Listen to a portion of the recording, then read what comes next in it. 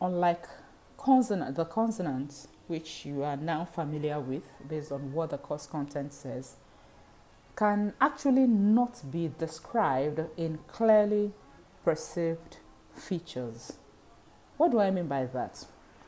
You'll remember that when you describe consonants, you talk about their places of articulation, you talk about their manner of articulation, you also talk about the state of the glottis. In the place of articulation in consonants, you are simply talking about that point within the oral cavity where articulators come together in the course of articulating their sound, that meeting point of articulators. However, since vowels did not involve any contact between articulators, we don't talk about place of articulation when we describe vowels. On manner of articulation, we're simply interested in the nature of obstruction of the airflow, which characterizes the particular sound we are talking about. However, again, since there is nothing like obstruction to the airflow in the process of vowel articulation, we also do not talk about manner of articulation when we describe vowels. The third parameter, which is the state of the glottis, helps us to draw a distinction between voiced and voiceless consonants. Again, in vowels, there is no such distinction because all vowels are voiced. So you see, those features that you can actually perceive are eliminated when we describe our vowels. You may then wish to ask, how then do we describe vowels? Vowels are described by paying attention to the size and shape of the oral cavity at the point of their production. And the size and shape of the oral cavity that we're talking about are actually dependent on the positioning of the tongue and the shape that the lips assume. So these are the two main articulators that help us to determine the feature and quality of the vowel that we described. Now, having talked generally about vowels, let's look at the cardinal vowels, which is our topic for today. I must state that the concept of the cardinal vowels is the brainchild of a famous phonetician, Daniel Jones. I'm sure we are familiar with that name. Many of us here have the Daniel Jones Pronouncing Dictionary. And this was a theory he proposed in the 1920s. In the cardinal vowel chart, what Daniel Jones set out to achieve was to identify that set of vowels that represent sounds that can be produced around the vowel area.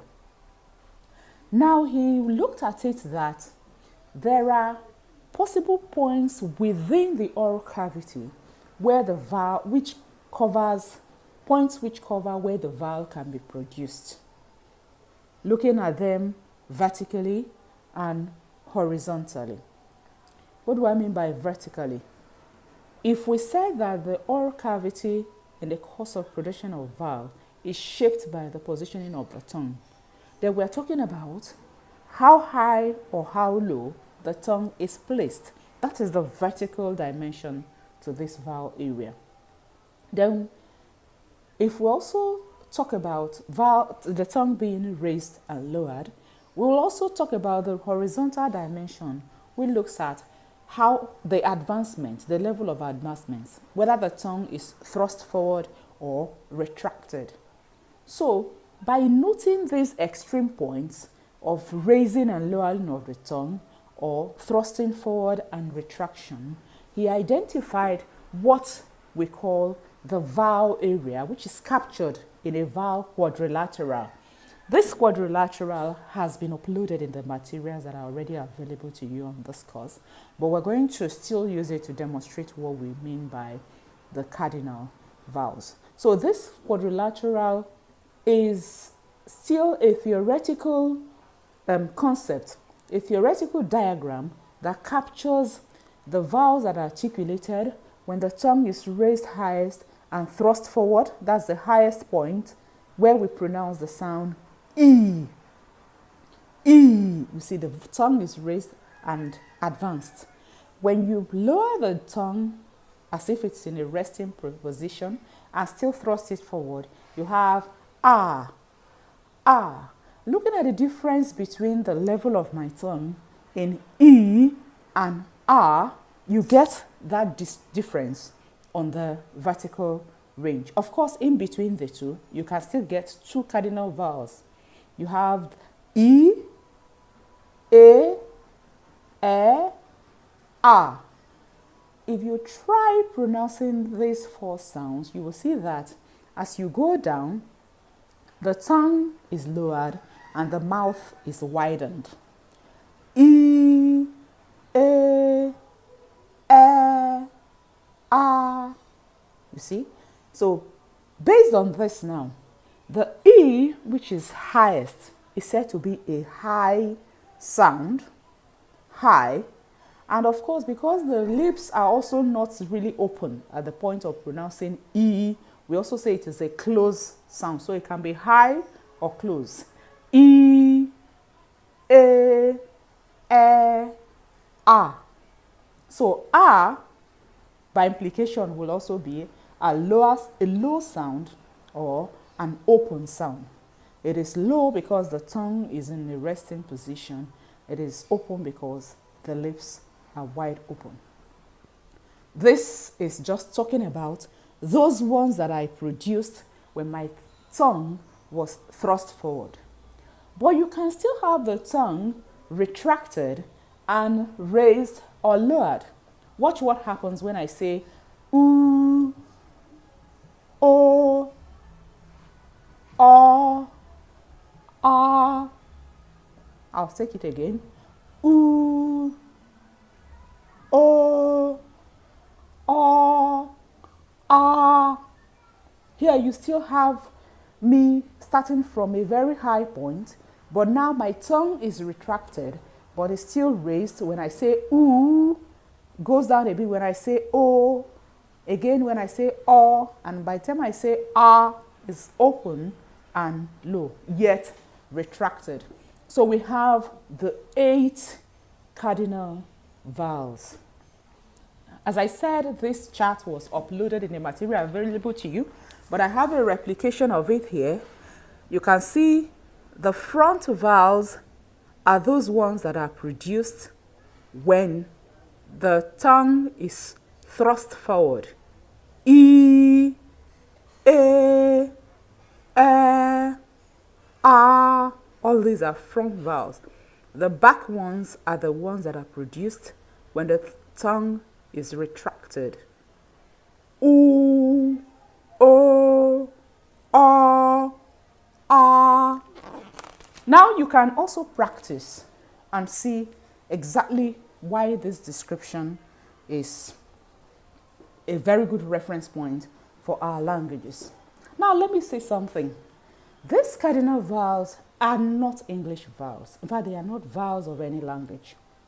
They constitute a reference point for languages to identify the vowels that are applied to them.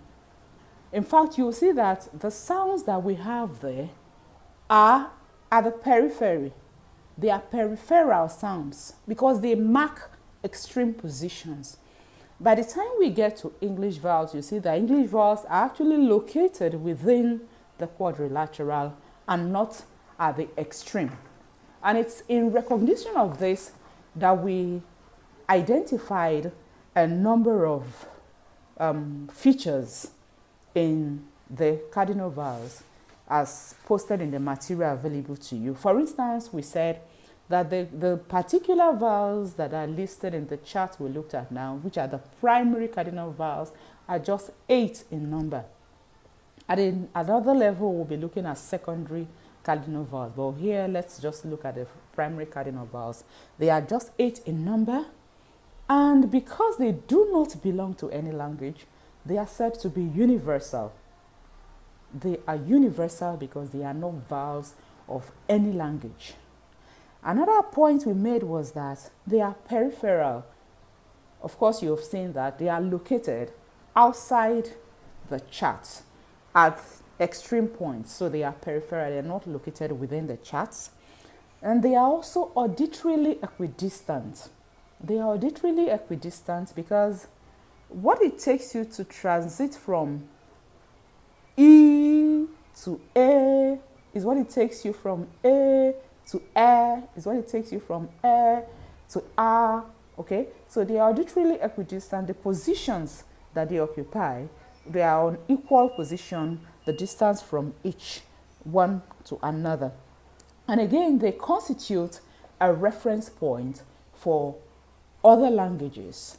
Every language seeks to identify its vowel within this cardinal vowel chart. And that's why no matter the language you study, it is the vowel quadrilateral that is used to characterize the vowels of that language. Another important point is that they are timeless. They are timeless because at any point in time, at any age, anywhere you raise your tongue towards the roof of your mouth, in the manner we did, you will realize E. At no point can you produce E with your lips closed or rounded, for instance. E can only be realized with this particular position. Same is R, same for all the sounds. So they are timeless, they are always there, they are ageless. The cardinal vowels belong to this. And it is based on this cardinal vowels and the propositions of Daniel Jones that we get the different vowel descriptions that we have. So when we get to our next topic, when we're discussing vowels of English, you will still see that these same labels that we have used to describe the cardinal vowels, high or close, low or open, front, back, that they are also applicable to our English vowels. And the levels in between, we'll begin to talk about half close, half open. So I want to believe that with this video, when you read the uploaded materials on the cardinal vowels, they will be clearer. And of course, if they are not clear, we have another platform where you can raise your questions and we can address them. Do have a great day, and please watch out for the next topic on the vowels of English. Bye.